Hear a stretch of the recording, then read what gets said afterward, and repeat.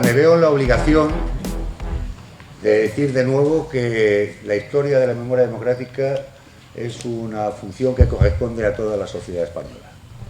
A toda, no a ninguna parte frente a la otra. Creo que es fundamental que la sociedad civil tenga muy claro de lo que estamos hablando. Bien, dicho esto, que sentía la necesidad, quiero decir también otra cosa que no podía hacer en la presentación. Hemos invitado a las instituciones, a todas las instituciones. También invitamos a la consejera de Cultura de la Junta de Andalucía, que estuve en contacto con el jefe de gabinete, o como se llama el cargo, aquel intermedio que le transmite todas las historias, le mandé el programa, todo, y hemos tenido la calidad por respuesta. Por esa razón no estaba la Consejería de Cultura, que es la encargada de la memoria democrática en Andalucía, y tampoco han estado la presidenta de la Diputación y el alcalde. Bueno, dicho esto, os voy a presentar a José María Ruiz Vargas. Tengo que poner las gafas para coger el currículum, porque si no, imposible. Estas son las mías. Pásame las mías. Oh, perdón. Porque aquí está, porque es una eminencia en la materia. Es catedrático de la Universidad Autónoma de Madrid de la Psicología de la Memoria. Estudió también en la Universidad Autónoma de Madrid. En el año 1974, pues se licenció, tengo que decirlo. 73, perdón. Y esto él no, seguro que quiere que no lo diga, pero se licenció siendo premio extraordinario. Obtuvo el grado de doctor en Filosofía y Letras en la sección de Psicología en el año 1979, en la misma universidad, y allí fue ascendiendo poco a poco por oposiciones, hasta que en el año 2001 obtuvo por oposición la plaza de la cátedra que ya he dicho. Bueno, ahí ha tenido un montón de cursos, de investigación, y entre ellos cabe destacar, pues, por ejemplo, que como investigador ha realizado estudios sobre el déficit cognitivo en la esquizofrenia,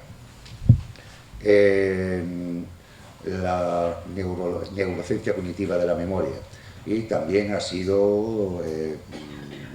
realizado investigaciones en universidades de los Estados Unidos, en Texas y en Nueva York. Bueno, ha publicado bastantes libros y conferencias y centenares de artículos. Por esa razón está aquí. Y yo se lo agradezco mucho, porque también quiero recalcar que todos y cada uno de los conferenciantes de estas jornadas participan de una manera absolutamente altruista. Sin ello hubiera sido imposible, dado nuestro escaso bagaje económico, poder organizar estas jornadas. Tiene la palabra José María Ruiz Vargas. Buenas tardes. No sé si este micrófono funciona. Sí. Pero que no se acople, por favor. Esa es la cosa, que se acopla. Así, ese es el problema. Bueno, con que se me oiga un poquito es suficiente. Uy, cómo pesa esto. Bueno, demasiado cerca, perdón. Tiene una potencia de voz que es una cosa. Bueno, bien, como decía, buenas tardes. Yo quiero empezar diciendo que estoy encantado de estar en Sanlúcar de Barrameda, porque, bueno, yo soy de Psicología de la Memoria, llevo toda mi vida estudiando Psicología de la Memoria, y algún digamos, sesgo profesional tiene uno que tener, entonces no puedo evitar contar anécdotas, pero bueno, yo tenía muchas ganas. Mirad, yo conozco bastante la provincia de Cádiz, yo soy cordobés, de un pueblo absolutamente precioso, se llama Doña Mencía, pero llevo en Madrid muchísimos años, pero bueno, es igual, yo estoy allí de paso, digamos. Bien, y lo que quería deciros es que yo conozco bastante toda la zona esta, pero sin embargo a Sanlúcar no había venido nunca, y yo tenía un especial interés porque recuerdo cuando era pequeñito, cuando estudiábamos el río Guadalquivir, porque nacía en Cazorla, etcétera, etcétera, y pasa por Córdoba, Sevilla y desemboca por Sanlúcar de Barrameda. Entonces a mi amigo Juan Romeo, yo le he dicho, oye, yo quiero ver la desembocadura del río Guadalquivir porque ya tengo edad para haberla visto, vamos. Bien, entonces, como digo, bueno, al margen de la broma, estoy encantado de estar aquí, de participar en estas jornadas. que me parecen ejemplares siempre que se llevan a cabo, el sitio que sea, y quiero naturalmente empezar dando las gracias pues a los organizadores, al Foro por la Memoria Democrática de Sanlúcar y a juezas y jueces por la democracia, que son realmente los que me han invitado. Como digo, estoy encantado de estar aquí y, bueno, sin más dilación, voy a empezar a comentarles o a exponerles lo que yo he preparado. Como ha dicho Juan, llevo toda mi vida dedicándome más de 45 años estudiando la memoria. Sigo sin saber todavía mucho de eso que es la memoria, pero bueno, eso es lo bonito de la ciencia. Y bueno, he elegido un asunto que espero que les interese. El título ya lo habrán visto, evidentemente, porque está en los trípticos de los programas, Memorias de un pasado herido. Y bueno, quiero empezar diciéndoles que los horrores no se olvidan. Ese es el principal mensaje que pretendo dejarles. Los horrores no se olvidan. En realidad, nada de lo vivido, envuelto en emociones, se olvida jamás.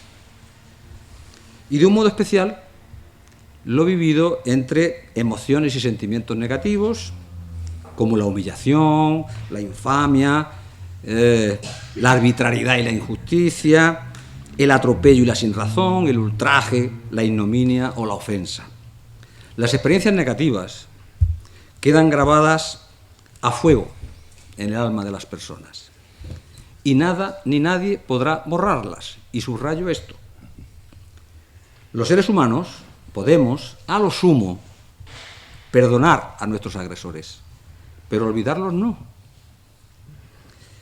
Y no por una cuestión de mala voluntad ni por falta de deseos de hacerlo, sino porque el olvido, y esta es mi tesis, que llevo desarrollando muchos años, el olvido va en contra de la supervivencia. Biológica y psicológicamente estamos hechos para guardar lo vivido, lo bueno y lo malo, y usarlo como salvaguarda, precisamente, frente a los avatares de la aventura inexplorada y misteriosa de la vida. Así se manifiesta precisamente la función adaptativa y protectora de nuestra memoria. Por eso, hablar de olvido voluntario, de vivencias traumáticas, eso es una quimera. Cuando los recuerdos tenebrosos e hirientes desaparecen de nuestra conciencia, lo hacen temporalmente. No hay olvidos definitivos. El olvido, como yo me gusta decir, el olvido es como una especie de eclipse parcial de memoria. Oculta recuerdos un tiempo, pero jamás borra nada. Ni siquiera las formas más extremas de olvido, como puede ser la represión, suponen olvidos sempiternos. Todo lo contrario.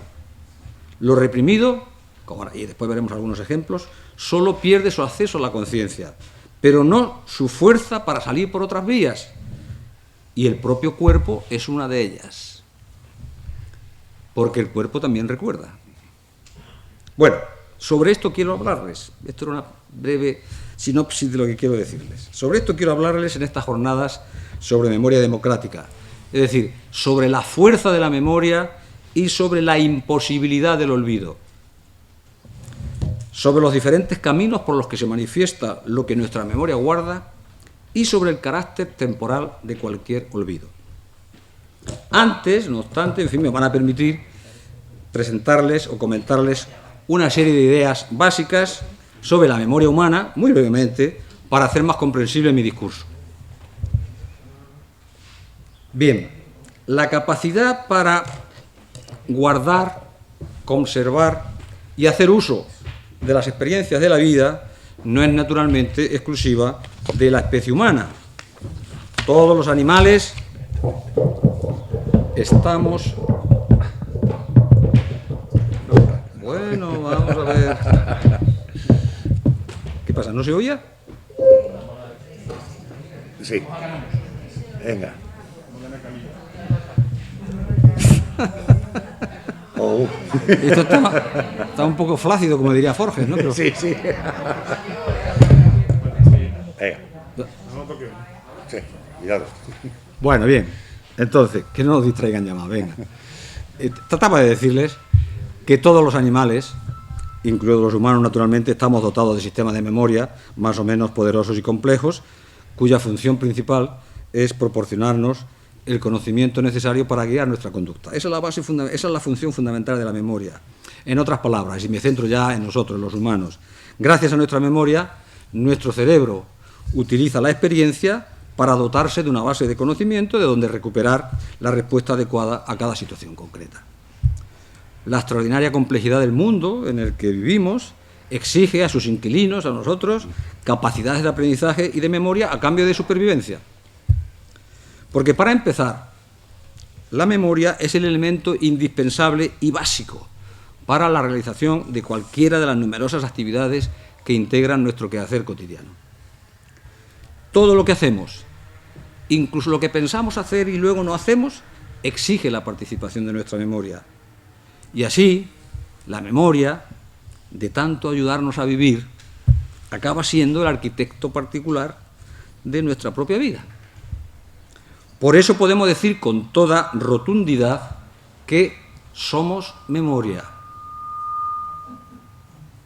Bien, usted es su memoria, tú eres tu memoria, yo soy mi memoria. Sin memoria no somos nada, sin memoria no somos nadie.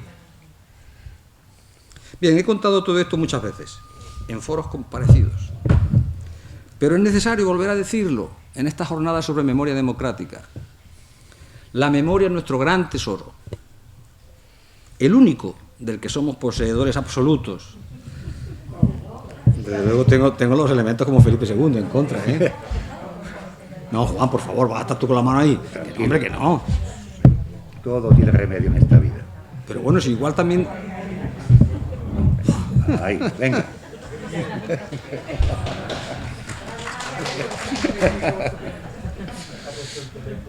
La flacidez.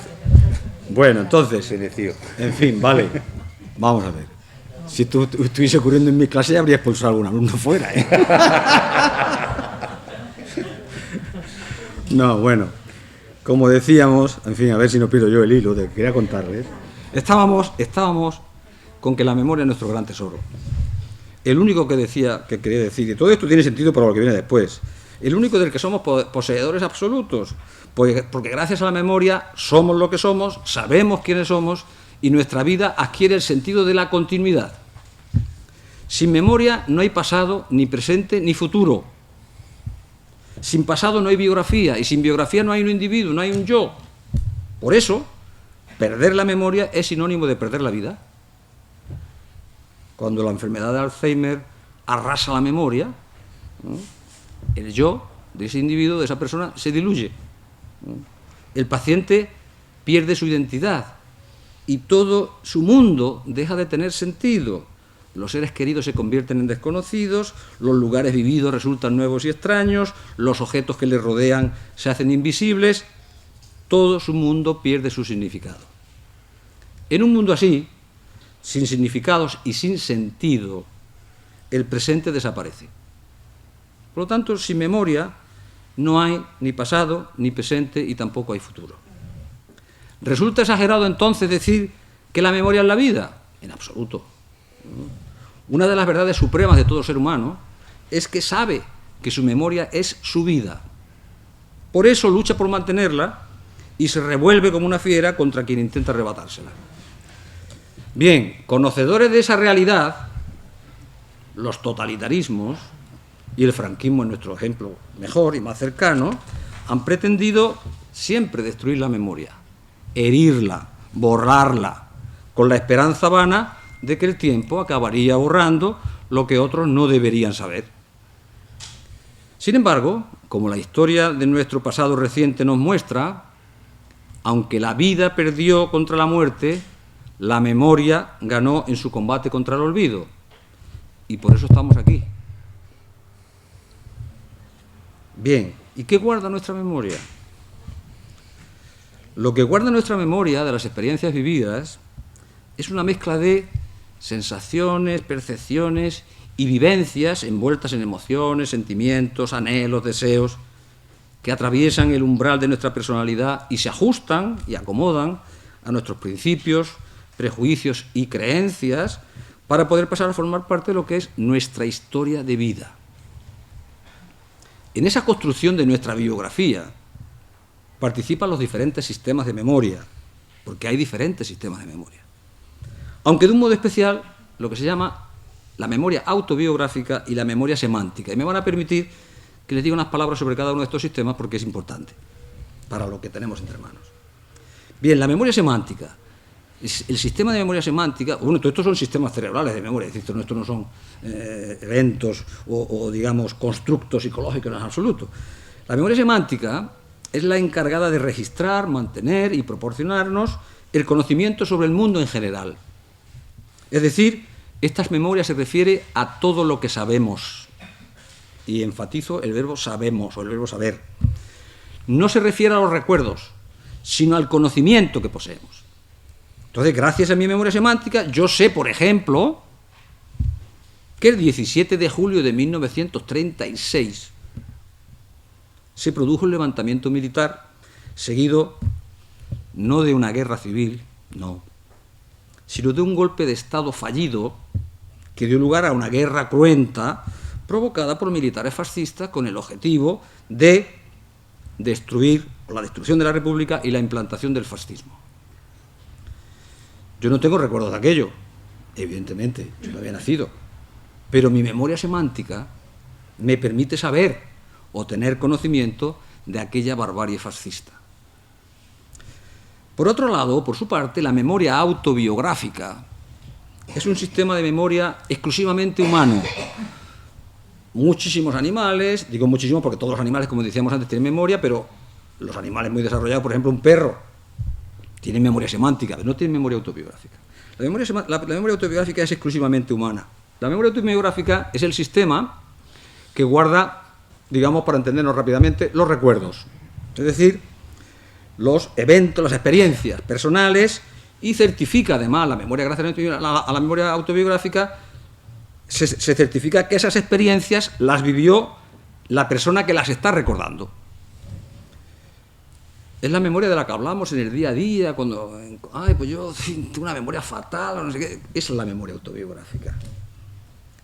La memoria autobiográfica implica, por tanto, la capacidad para representarse a uno mismo como el yo que experimentó las experiencias pasadas, es decir, lo que tú estás contando al otro. Es decir, como un sujeto con una continuidad entre el pasado, el presente y el futuro. Y es esa continuidad del yo, a través del tiempo, la que permite integrar lo vivido en una historia personal, esto es, en una autobiografía. Gracias a mi memoria autobiográfica, antes hablaba de gracias a mi memoria semántica, etc. Pues digo, ahora voy a deciros, gracias a mi memoria autobiográfica yo recuerdo, por ejemplo, que la tarde del 23 de febrero de 1981, un grupo de guardias civiles, comandados por el coronel Tejero, asaltaron el Congreso de los Diputados como parte de un intento de golpe de Estado, a que yo lo recuerdo muy bien gracias a mi memoria autobiográfica. Eso no es un conocimiento, eso es un recuerdo. Bien, es importante distinguir entre estas dos memorias cuando se habla de memoria histórica, por una razón fundamental, porque entre saber, memoria semántica, yo sé que el 17 de julio, etcétera, del 36, etcétera, y recordar, hay una diferencia fundamental, y es la carga emocional. Es muy distinta en la memoria semántica y en la memoria autobiográfica.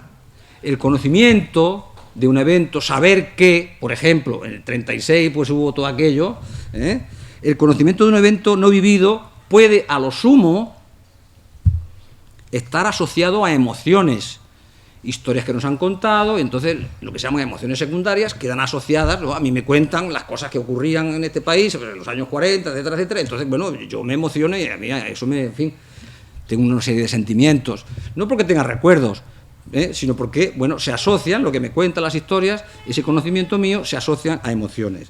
Los recuerdos, sin embargo, aquello que hemos vivido, son los depositarios naturales de todo tipo de emociones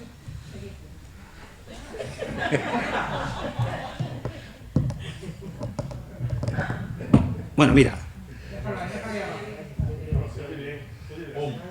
Qué barbaridad, cada vez se baja más. Venga, tira. Perfecto. No, ni perfecto ni nada. Eso cuando se canse. No. Bueno, vamos a ver, venga. Estamos hablando de emociones. Mira tú también el micrófono. Viene aquí a enfriar todo. En fin, lo siento otra vez. Y como decía, los recuerdos, por el contrario, son los depositarios naturales de todo tipo de emociones. Que son las emociones primarias, las que se viven cuando están ocurriendo los acontecimientos, con una carga emocional máxima en los llamados recuerdos traumáticos, de los que voy a hablar enseguida. Bien, eso era respecto a lo que guarda nuestra memoria. Bien, ¿y cómo se manifiesta lo guardado en la memoria? Todas las personas llevamos en nuestra memoria autobiográfica, la de los recuerdos, la de las historias personales, recuerdos dulces y amargos, enormes tesoros y también demonios, experiencias gratificantes que nos animan y fortalecen como personas y experiencias dolorosas cuya evocación nos hiere y mortifica. En definitiva, lo que nuestra memoria guarda es el destilado de todo lo vivido tras cruzar el tamiz del sello personal de cada vida. Después, esos recuerdos serán evocados en forma de historias que nos contamos unos a otros. Nos contamos primero a nosotros, después se los contamos a los demás, con la salvedad, y esto es algo que quiero subrayar, de que la manifestación de lo que guarda nuestra memoria no se produce únicamente a través de los recuerdos o relatos que nos contamos unos a otros. Los contenidos de nuestra memoria pueden expresarse también por caminos sin palabras, es decir, por rutas no verbales, como la sensación de felicidad o de fracaso que a veces nos embarga, las intuiciones, el tono vital, sosegado, alegre o triste de cada persona, y también, naturalmente, a través del lenguaje corporal. Porque el cuerpo, como decíamos antes, también recuerda, sobre todo, como veremos, cuando lo que lucha por expresarse son los recuerdos traumáticos, esos que duelen y afligen. Bien, ¿y qué podemos hacer con los recuerdos traumáticos? Vamos ya estrechando el asunto hacia los temas que me quiero centrar. Todos los seres humanos somos presas potenciales de la violencia y el terror. Todos. En ocasiones, desgraciadamente, con demasiada frecuencia, la violencia es obra de individuos o grupos que asaltan, hieren, humillan, degradan, violan o matan a otros seres humanos. Otras veces son las fuerzas descontroladas de la naturaleza las que siembran la muerte y el dolor a través de, por ejemplo, un volcán, terremotos, inundaciones, huracanes o cualquier otra forma de desastre natural. Y por si todo esto no fuera bastante, el azar o el destino también andan al acecho para sembrar el sufrimiento y la desesperanza entre las personas y sus seres queridos, y los accidentes, las enfermedades o la muerte se pueden convertir en la forma suprema de violencia y amenaza para la vida humana. No obstante, y esto que voy a decir a continuación es importante, no obstante, está comprobado por los expertos que el daño psicológico es tanto mayor cuanto más implicada está la mano de otra persona. Esto significa que, por ejemplo, un desastre natural, pensemos por ejemplo en el volcán de La Palma, ¿no?, o la muerte de una persona en un accidente de tráfico, por citar un par de ejemplos donde la acción de terceras personas en principio podría estar ausente.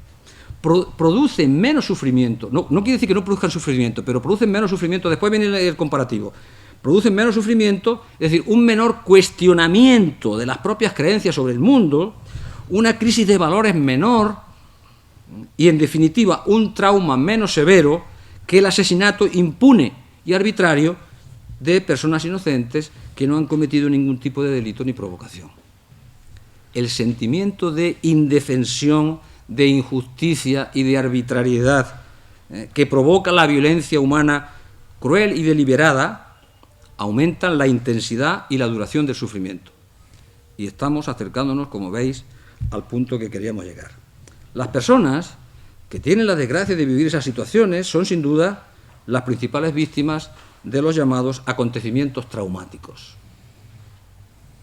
Vivencias, los acontecimientos traumáticos podríamos definirlos como vivencias que nos conmueven y nos agitan internamente, que turban nuestro ánimo y trastocan y alteran nuestro equilibrio interior.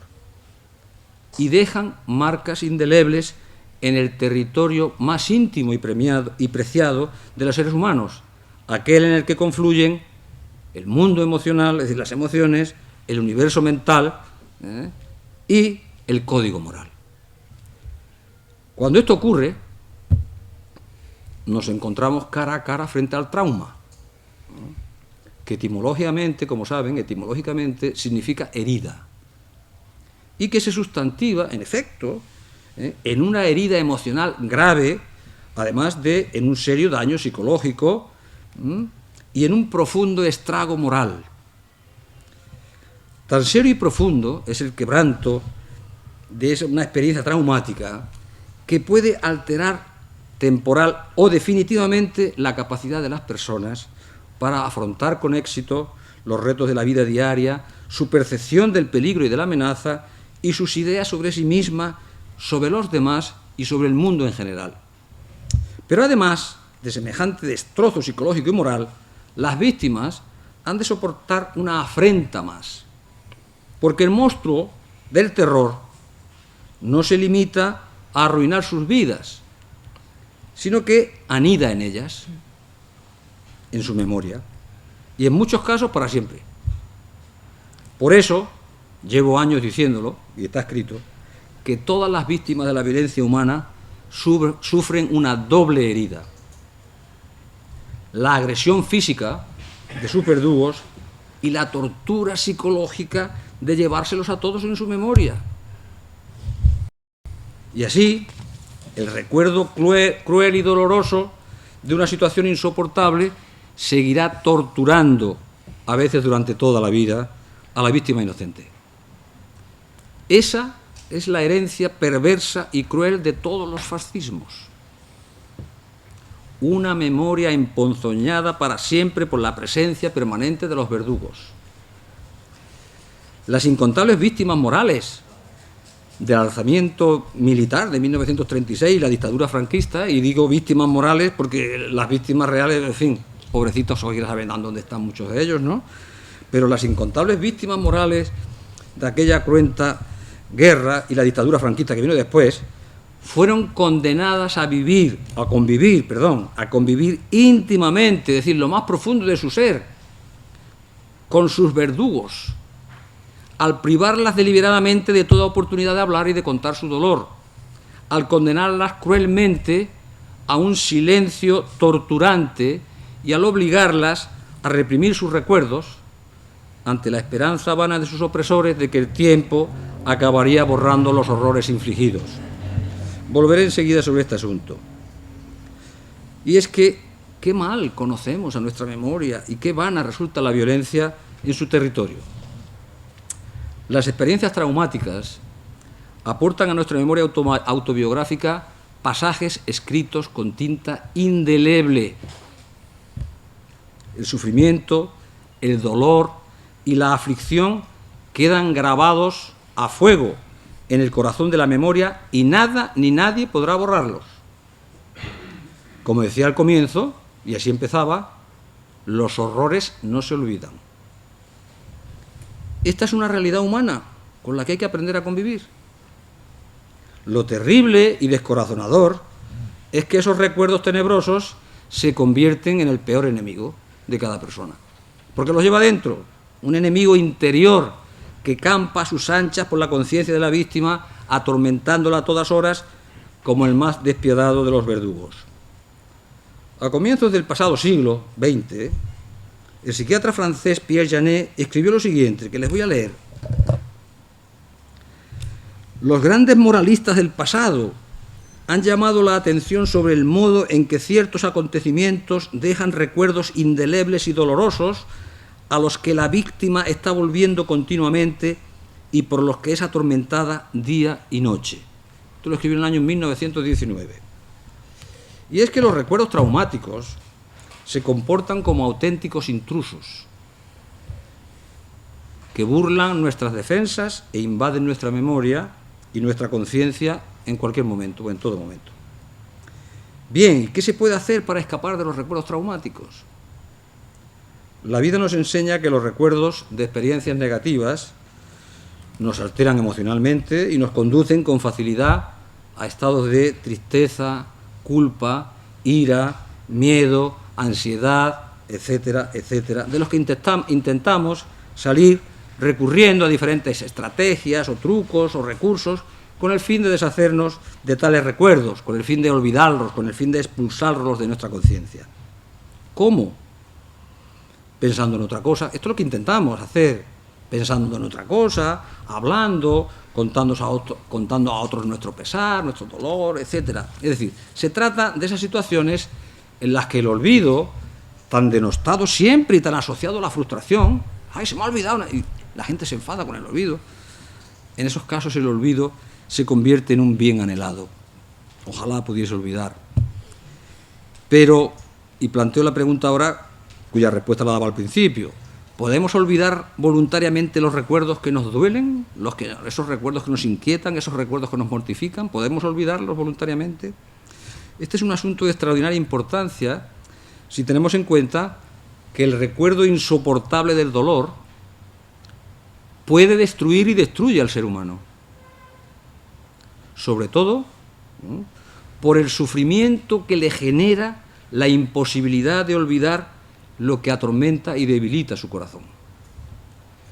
Lamento no detenerme en este asunto todo lo que quisiera, pero, en fin, el tiempo no me lo permite. Pero la conclusión a la que ha llegado la ciencia al respecto, y que la vida nos enseña, es que controlar la memoria para olvidar el pasado doloroso es una quimera, como dije al principio. Es muy difícil, por no decir imposible, olvidar voluntariamente los recuerdos que nos hieren y mortifican. Por eso, precisamente por la imposibilidad de expulsar de la memoria los recuerdos traumáticos, las víctimas necesitan un apoyo especial para ir mitigando la intensidad de su sufrimiento. En psicología se dice que en situaciones así resulta fundamental, lo que decimos los psicólogos, ventilar las emociones, con el fin de ir rebajando la tremenda carga emocional que empapa estos recuerdos y los hace tan nocivos y tan dolorosos. Negar, como algunas personas intentan, negar el dolor o ahogar las emociones, no son vías acertadas para salir del espanto. Los supervivientes de atrocidades y desgracias deben hablar sobre lo sucedido, contar los horrores vividos a sus familiares y amigos, compartir con ellos los dramas sufridos, para ir soltando lastre, digamos, para ir descargando parte de ese peso que resulta insoportable, del mismo modo que deben recibir el alivio de las palabras de los otros. La palabra propia y ajena, esto está comprobado desde antiguo, la palabra propia y ajena ayuda a estructurar lo más coherentemente posible lo experimentado. Los estudios científicos indican que la acción de transformar, como decimos en psicología, la acción de transformar el estrés en palabras, bajo la forma de una narración, promueve el bienestar general de las personas. Precisamente la construcción de una narración coherente es precisamente el fundamento de una terapia relativamente reciente, la terapia de exposición narrativa, destinada precisamente a víctimas de estrés postraumático por guerras, terror o tortura. Los proponentes de esta nueva terapia reivindican que la superación real del trauma solo será posible si a la víctima se le permite narrar sus experiencias. De esa manera, transformando el trauma en palabras, como decíamos antes, se logra modificar lo que se llama también en psicología las redes cerebrales de miedo, sobre las que se apoya la experiencia dolorosa. Esa modificación resulta crucial para la superación del trauma porque indica además la recuperación por parte de la víctima de la dignidad y el descubrimiento de la verdad. Bien, ¿por qué cuento todo esto? Muy sencillo. Porque teniendo todo esto en cuenta, todo lo que acabo de decir hasta ahora, la crueldad del régimen dictatorial franquista resulta infinita y de una perversión sin límites. Porque los perdedores republicanos, los rojos, a los rojos, no solo no se les permitió contar lo ocurrido, sino que se les amenazó, acosó y persiguió para imponerles el más negro de los silencios. El psiquiatra israelí Dori Lauf escribió: los sobrevivientes no solo necesitan sobrevivir para contar su historia, también necesitan contar su historia para sobrevivir.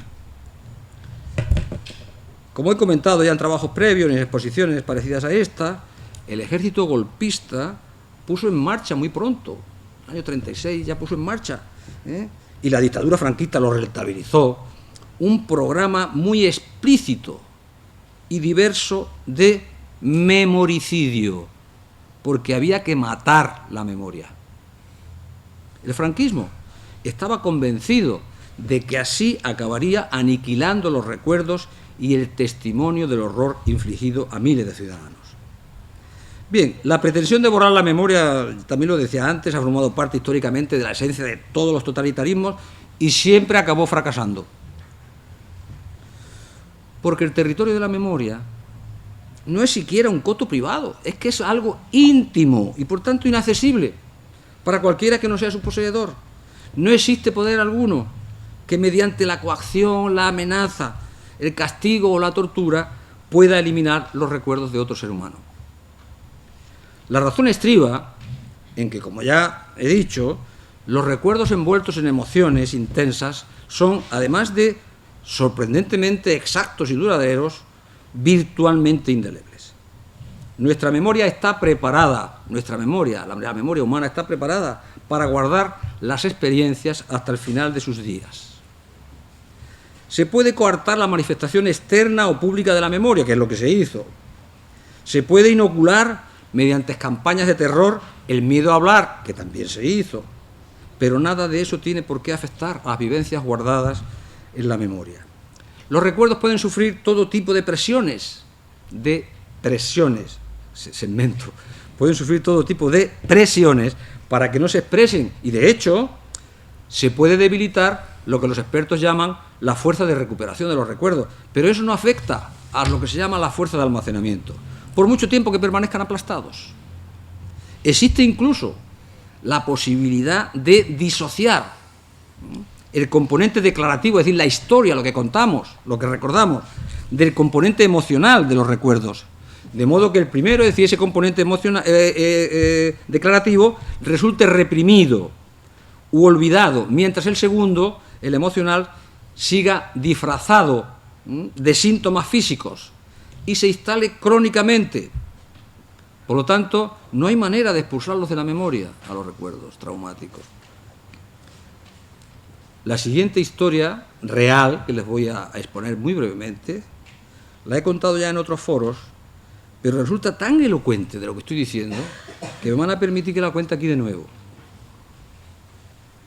Un día de julio de 2002, siglo XXI, quiero que mantengamos esa fecha, por favor, en la memoria. Cuando, voy a decir las siglas, las letras iniciales de la persona, cuando FRC era ya un anciano de 89 años, 2002, su cerebro comenzó a expresar su declive. Perdió gran parte del control mental que hasta entonces había ejercido con eficacia y, contra todo pronóstico, los viejos fantasmas del miedo y el terror de sus días en el batallón de trabajadores número 55, en 1941, 2002, por favor, no lo olvidemos, y de los interminables años de dictadura que durante tantos años habían sido ahogados, reprimidos y supuestamente expulsados de su memoria, aquel día de julio de 2002 irrumpieron en su conciencia con la violencia original. El calendario indicaba que aquello había ocurrido 60 años atrás. Pero ¿qué importaba que hubiese ocurrido más de medio siglo desde aquella barbaridad, desde aquella atrocidad, si la memoria no entiende de tiempo? Antes de ser ingresado en un servicio de urgencias en el que sería diagnosticado de estado confusional agudo, aquel anciano de cabello abundante y blanquísimo no dejó de pedir ansiosamente a sus hijos durante una noche interminable de agitación extrema y profunda angustia, julio de 2002, que consultasen los periódicos para comprobar si su nombre figuraba en la lista de los que serían fusilados al amanecer.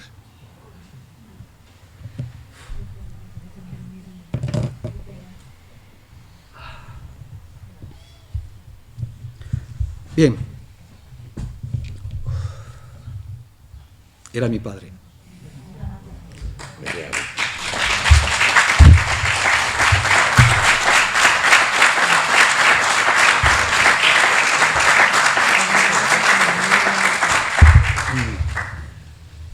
Bueno, qué imagen. Una cuestión, por lo visto sigue habiendo un problema con el micrófono. Me acaban de mandar un mensaje los compañeros del Foro de la Memoria de Jimena que lo están retransmitiendo en internet en su emisora. Y no lo oyen. Pero que el problema con el micrófono no se resuelve bien. Entonces mañana vamos a cambiar, vamos a intentar hacerlo ahora y si es posible lo más limpio que se pueda hacer. Bueno, ya que te queda poco, vamos a continuar. Sí, voy a terminar ya, acabo ya. Bien, bueno, iba a decirles que aquella imagen, qué imagen tan descorazonadora, qué injusticia tan brutal. Hasta el final de sus días, aquel inocente iba a ser torturado con el terror inoculado 60 años antes por los sicarios del franquismo. A veces la crueldad del destino resulta insaciable. Como tantos otros víctimas, como tantos otros miles de inocentes, víctimas como él de la humillación y el oprobio de los vencedores, este hombre tenía que soportar todavía una última risotada más de parte de sus agresores. Y es que, como decíamos antes, nadie puede escapar a los efectos perversos de una memoria traumatizada a la que no se le ha dado la oportunidad de lavar sus heridas, de una memoria a la que se ha amordazado y ahogado privándola de la palabra, privándola de la más mínima ocasión para expulsar definitivamente de su territorio a los verdugos que ocuparon furtiva e impunemente su propia casa. Y es que la represión, que en este caso había resultado eficaz durante 60 años, se lo garantizo yo, la represión es un dique con demasiadas grietas, por donde antes o después acabarán escapando los recuerdos heridos, los recuerdos empapados en dolor, humillación y muerte, los recuerdos de episodios insoportables que pesan como el plomo y ahogan como una horca. Son los recuerdos cargados de rabia e indefensión de las víctimas y también son los recuerdos atormentados por la culpa y el remordimiento del victimario, porque también los verdugos han de soportar en su conciencia, por muy miserable que sea, el peso de sus vilezas. Pero bueno, esa es otra historia.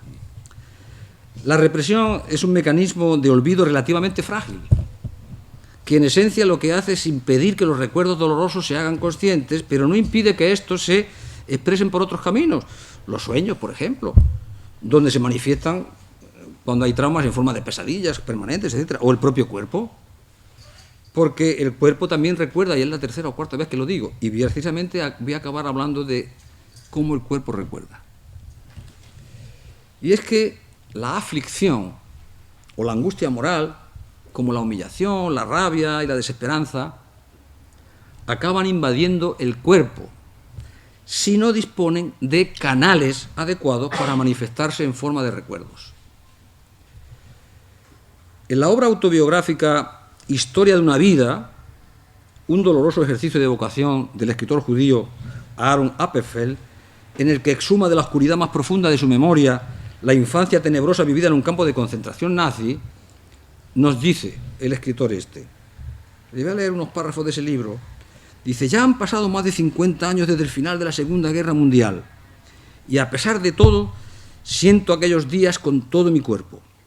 Cada vez que llueve, hace frío o sopla un fuerte viento, regreso al gueto, al campo de concentración, a los bosques donde pasé muchos días.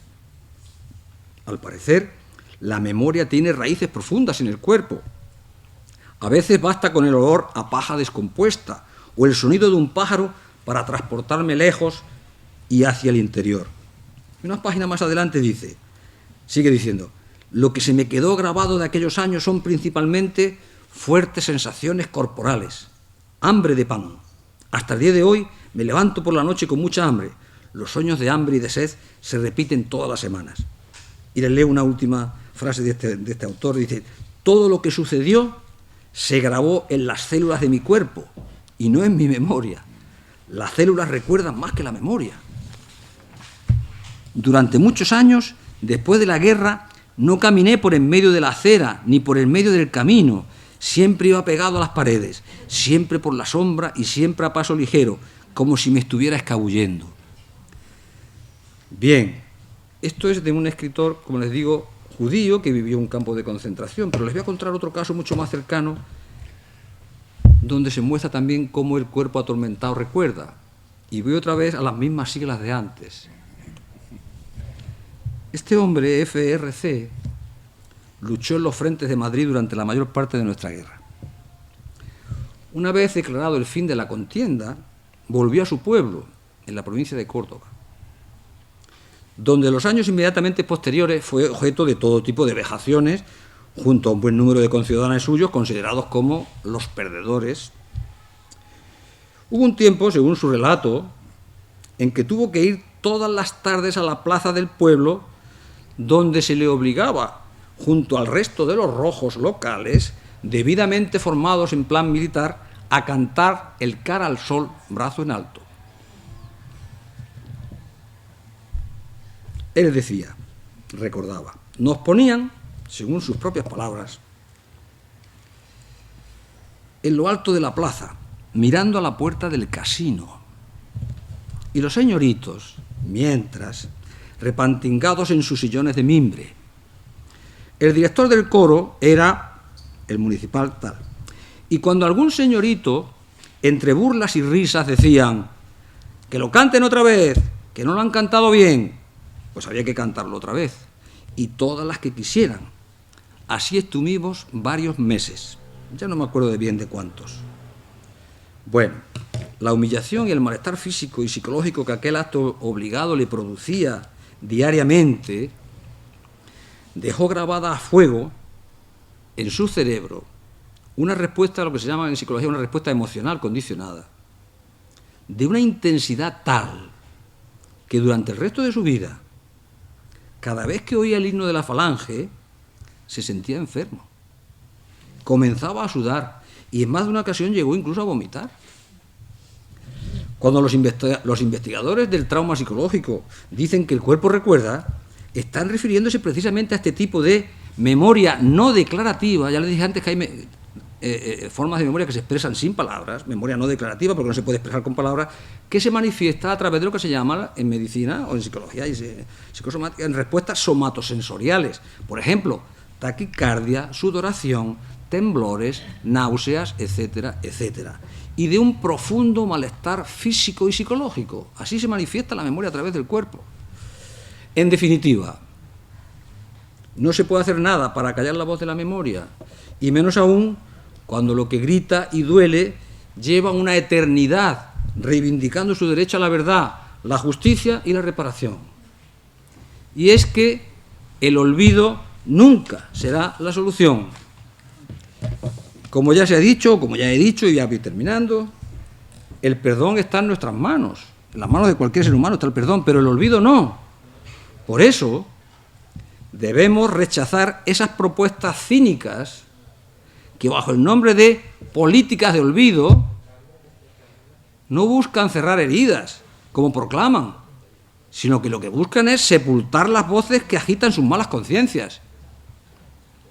Y para terminar, a los revisionistas, a los negacionistas, esos seres que me gusta a mí decir,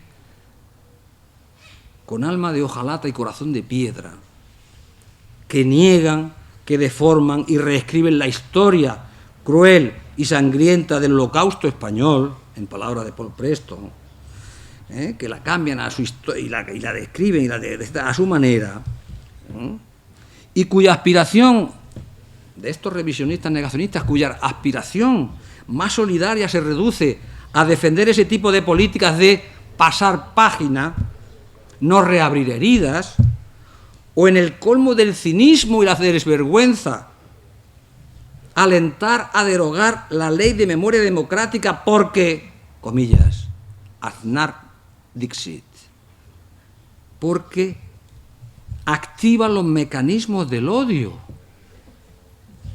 Bien, estos individuos deberían saber que el primer deber de los verdugos y de los que los jalean o miran para otro lado, el primer deber es pedir perdón a las víctimas y poner en práctica actos de desagravio y políticas de atrición y reparación. Muchas gracias.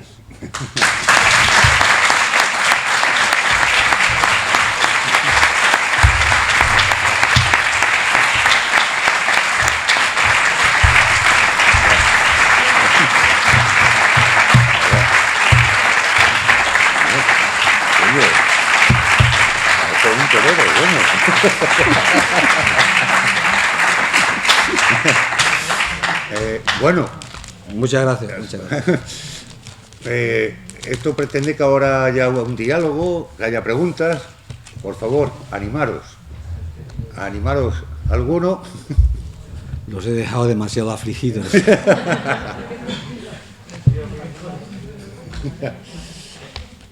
Venga, por favor. Bueno, entonces preguntaré yo qué le vamos a hacer. ¿Cómo es posible que la mente humana resista tanto tiempo no poder aflorar sus sentimientos a causa del miedo? Pues en definitiva, tú lo que has, la conclusión de tu conferencia, de tu exposición, es que la memoria no olvida y ha sido mantenida callada. ¿Cómo es posible eso? ¿Cómo sufre también la persona que no puede? Con permiso. Es que dejarlo que se caiga, no importa que se caiga, pero ponerlo cerquita, porque si no, no percibimos. Porque hay mucha gente interesada llamando y diciendo, no se oye bien. Vaya, hombre. Dejarlo ahí cerquita. Vale. Y dejarlo que se caiga no importa, no importa que esté bajo. Bueno, la repetimos mañana, ya está. Ahora, la pregunta es... A ver, Juan, que no te he entendido. No, que el miedo cómo puede perjudicar a la memoria precisamente porque no puede la memoria expresar lo que lleva dentro. No, el miedo a lo que te puede llevar, bueno, al miedo lo que te lleva es al silencio, que era de lo que se trataba, ¿no? Era una política de silencio, de terror y silencio, ¿no? Y entonces, bueno, dentro de esa política de auténtico terror, que había que estar callados, etcétera, y no se podía decir ni contar absolutamente nada, por miedo y por terror, pues entonces, claro, como pasan muchos años, mi tesis es que eso no se pierde. Porque, vamos, esa tesis la mantengo yo, en fin, y bastantes estudios he hecho ya. Es decir, lo que se guarda en la memoria a largo plazo, en la memoria autobiográfica, etcétera, eso no se olvida jamás. Lo cual no quiere decir que tú lo vayas a recordar siempre, pero en los momentos más insospechados de tu vida pueden aparecer recuerdos de cuando era, en fin, hace 1000 años, ¿no? Entonces, ¿qué vamos a decir? Lo que se guarda en la memoria y se consolida, etcétera, eso no se olvida jamás. Lo que pasa es que muchas veces no hace falta sacarlo y tampoco haces esfuerzo y, bueno, eso se queda ahí y está, digamos, ahí, pues eso, olvidado, pero entendiendo por olvido a sencillamente que está, digamos, en la cara oculta de la memoria, pero está ahí. ¿Bien? Bueno. Hay otras situaciones, y esto ya depende de cada... En fin, las personas somos bastante diferentes unas a otras, aunque somos muy iguales esencialmente. Hay otras personas que no se sabe por qué, será que tienen más propensión o menos, lo que sea, que se pone automáticamente en funcionamiento un mecanismo que ha sido negado durante muchísimas décadas, que fue planteado antes por Freud. Ya se habló de la represión, y después Sigmund Freud lo retomó, y en fin, le dio otra forma, pero bueno, ya venía de otro pensador anterior, que es un mecanismo que sencillamente borra aquello que te produce, como decía Freud, ansiedad, es decir, dolor, sufrimiento, etcétera. Entonces, eso hay una serie de mecanismos, es un mecanismo que actúa a nivel no consciente, que quita, aparta eso del escenario de tu memoria. Y entonces tú no lo recuerdas. En fin, yo podría contarles infinidad de casos reales, de personas, por ejemplo, que fueron víctimas de los atentados del 11M, por ejemplo, en Madrid, cuando los trenes aquellos los terroristas, algunos que yo tengo recogidos, habían pasado, por ejemplo, 6 o 8 meses y había alguna persona que no recordaba absolutamente nada de aquel día. Nada es nada. O personas que han presenciado crímenes a un familiar cercano y durante años, porque se les ha entrevistado después de años, no recuerdan absolutamente nada de, concretamente, el episodio central en el que llegan unos individuos y cogen al marido y lo apuñalan hasta matarlo. Y su mujer, que está sentada con él, que ha luchado allí incluso para defenderlo, no recuerda absolutamente nada. Y eso no hay manera de explicarlo más que apelando a ese mecanismo que es la represión. que yo estoy convencido de que los humanos, claro, que usamos la represión, por mucho que algunos psicólogos, en fin, que no tienen tampoco mucho fundamento, dicen, yo soy psicólogo, pero bueno, yo soy el primero que los critica, claro que sí, la autocrítica es lo más sano que hay, pero claro, es que los humanos, sabiéndonos tan vulnerables como somos, a las emociones y a los traumas, ¿cómo no vamos a estar equipados con mecanismos de defensa? Igual que nuestro cuerpo físico está equipado con un sistema inmune magnífico que nos defiende, nuestra mente también está equipada con un sistema inmune y de defensa, entre los cuales está el mecanismo de la represión. Pero como he dicho antes, la represión es un mecanismo, digamos, frágil. Por muy fuerte que nos pueda parecer, es muy frágil porque lo que está ahí reprimido se está escapando continuamente, como he dicho antes, por los sueños, por ejemplo. En fin, hay montones de historias de personas que han estado, por ejemplo, en campos de concentración o prisioneros de guerra, que se les ha entrevistado 40 años después y te dicen que llevan 40 años sin fallar ni un solo día, en que todas las noches tienen una pesadilla con que están en el campo de concentración, 40 años seguidos. Claro. Entonces, sin embargo, luego, cuando están ya en estado de vigilia, conscientemente, pues no recuperan nada, no recuerdan nada.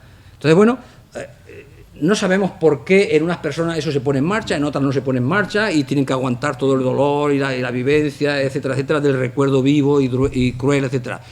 Pero claro, cuando hay, volviendo a lo que tú preguntabas antes, eso se conserva porque, como decía, no se olvida, y segundo, o se mantiene ahí calladito, o pasa, digamos, a otro compartimento, digamos así, de nuestra mente, donde no tenemos acceso consciente y queda ahí reprimido, pero no se ha borrado. Es la idea fundamental, lo que yo quería plantear, ¿no? Es decir, que este tipo de actos siguen teniendo vigencia y necesidad de ellos, porque es que los horrores no se olvidan. Empecé así y con esto acabo. Y entonces esos horrores, que aunque los que lo vivieron directamente, pues ya por edad prácticamente no queda nadie, pero bueno, nos lo transmitieron a los otros que estamos aquí, y si no te los transmitió tu padre, te los ha transmitido tu abuelo o tu tío, o etcétera, ¿no? Y entonces, bueno, hay que mantener esto vivo porque lo que estamos reivindicando es algo de justicia absolutamente básica, ¿no? Es que, claro, esto es una cosa tan de derecho humano fundamental. Total. Lo primero es de derecho humano. De derecho humano fundamental. Claro. Y sí. Bueno, primero darme la enhorabuena porque la Consejo de Memorias es paz. Bueno, vamos a ver. Si llegas a... Sí, esa pregunta, sí, le he entendido muy bien, sí. Vamos a ver, quiero hacer una observación que probablemente la saben todos ustedes, pero sobre todo cuando uno se la plantea así cae en la cuenta. Vamos a ver, como saben, con muchísima frecuencia se compara o se equipara la mente humana con un ordenador, ¿no? En fin, con fines prácticos o etcétera, se compara muchas veces, ¿no? Y eso tiene sentido, ¿no? Pero fijaros o fíjense la gran diferencia que hay entre la memoria de un ordenador y la memoria humana. Hay muchísimas diferencias, pero fíjense una con la que nos encontramos todos los días. Y es que cuando uno está escribiendo un texto en un ordenador y corrige algo, cuando grabas, la versión que tenías en pantalla primero se cambia a la nueva. Es más, si quieres recuperar la antigua ya, como hayas grabado, es decir, lo nuevo borra lo viejo. ¿Me están entendiendo, verdad? Bueno, la memoria humana no funciona así, ¿eh? A nosotros nos pueden contar la misma historia 15 veces, de manera distinta, y tenemos 15 versiones distintas. Un ejemplo muy sencillo. Seguro que las personas que son nacidas aquí en Sanlúcar, imagino que, en fin, la mayoría, ¿no?, habrán visto cómo la ciudad pues ha ido cambiando su aspecto físico, porque se han ido casas que se tiran, se hacen nuevas, que se hace un edificio, que se una calle, una avenida, un paseo, etcétera. Bien. Si nuestra mente fuese un ordenador, ustedes no podrían recordar cómo era antes Sanlúcar. Sin embargo, yo estoy seguro, convencido, vamos, segurísimo, sin la menor duda, que ustedes, si ahora imaginan, por ejemplo, algunas de las calles o avenidas o paseos que hayan hecho nuevos o que hayan reformado, que lo están viendo ahora mismo, lo están viendo en su mente, bien. Ahora les digo, ya ver, recuerden cómo era antes, no tienen ningún problema, está ahí también la versión anterior, ¿verdad que sí? Y si ha habido 3 versiones, 4 o 5, están ahí todas. Entonces, la pregunta suya, vamos a ver, una persona que ha vivido, por ejemplo, durante tantos años, con esa humillación, con esa indignidad, con ese sufrimiento, con esa rabia, con ese dolor, porque no sabía dónde estaba el ser querido. Por ejemplo, me estaba acordando ahora mismo de la señora esta, que salía tantas veces, que no me acuerdo cómo se llamaba ahora, aquella de la provincia de Guadalajara, que por fin ¿no? Aquella señora que por fin ya pudo encontrar y sacaron el cadáver de su padre, ¿verdad? Que salió tantas veces, ¿no? Bueno, o cualquier otra, me da lo mismo, ¿no? Estas personas, claro, llevan décadas, décadas con un anhelo, con un deseo, con un dolor, un sufrimiento, en fin, todos los apelativos que se digan son pocos, esperando encontrar al ser querido, que probablemente era su abuelo, claro, pues si viven todavía, ¿no? Como muy poco será su abuelo. Lo encuentran, y usted lo que pregunta es, bueno, entonces con esa... si no era esto lo que me preguntaba, por favor me lo aclara, porque si no... Es más cuando consigues ese cambio durante años. Sí, claro, no, el daño que sufriste, eso no te lo quita nadie, eso es evidente, claro, lo sufrido. Pero, sí, claro, no, eso se va neutralizando solo porque ya no es realimentado. Hay casos, que Juan podría contar uno, y no sabes cuál voy a decir, pero igual tú también lo estás pensando, por ejemplo, cuando alguien pierde en situaciones violentas, como decíamos antes, ¿no? El dolor más profundo, el trauma más difícil de superar es cuando realmente se pierde a un ser querido, no por la acción de un desastre, no por la acción de un accidente, sino cuando es la acción de la mano humana. El caso que tú llevaste en Sevilla de la chica esta, Marta del Castillo. Bueno, claro, el hecho, yo cada vez que veo a esos pobres padres, o sale su caso, por la razón que sea, que aún no han podido encontrar el cuerpo de su hija, el dolor de estos padres, eso es infinito, porque es que no se cierra nunca el ciclo. Es decir, la aceptación de que tú has perdido a un ser querido tiene luego su época de duelo, cuando se le da un entierro, en fin, normal, con su incineración o lo que sea, y después viene el periodo de duelo, es decir, de pérdida, que hay que ir superando, y llega un momento en que, bueno, en fin, dependiendo también de los casos, se acaba resolviendo. Vamos a suponer que en la mayor parte de los casos se acaba resolviendo y se acepta, etcétera. Pero claro, cuando no se ha acabado, si es que no se ha cerrado, si es que aún están buscando el cuerpo de su hija. Claro, ¿ahí qué pasa? En esos casos, evidentemente, eso no se puede. Si ya la encontrasen por fin y le diesen, en fin, le hicieran el rito funerario, en fin, lo que ellos quisiesen hacer y que ya cerraran por fin ese periodo tan cruel de su vida, pues claro, eso se iría después apaciguando, porque efectivamente ellos ya sabrían, tendrían una tumba, etc. Aquí hay montones luego ya de ritos con los cuales vamos mitigando, paliando, y poco a poco esas redes de miedo, de dolor, etcétera, eso se va, en fin, se van sencillamente desapareciendo, van desapareciendo, y desaparece también, no del todo evidentemente, porque lo que no va a desaparecer es el dolor por una persona tan querida, ¿no? La pérdida de una persona tan querida, pero bueno, lo que es la rabia y la indignidad de no poder encontrar, ¿qué es lo que pasa con los que están en las cunetas, ¿no? Pues si aquí lo único que se está pidiendo es, por favor, señores, déjenos ya que cerremos el bucle, que cerremos el ciclo. Es lo único que se está pidiendo. ¿Alguna pregunta más? Bueno, muchas gracias, porque vamos con un retraso considerable sobre el programa. Y de nuevo agradecerte tu intervención, José María. Muchísimas gracias.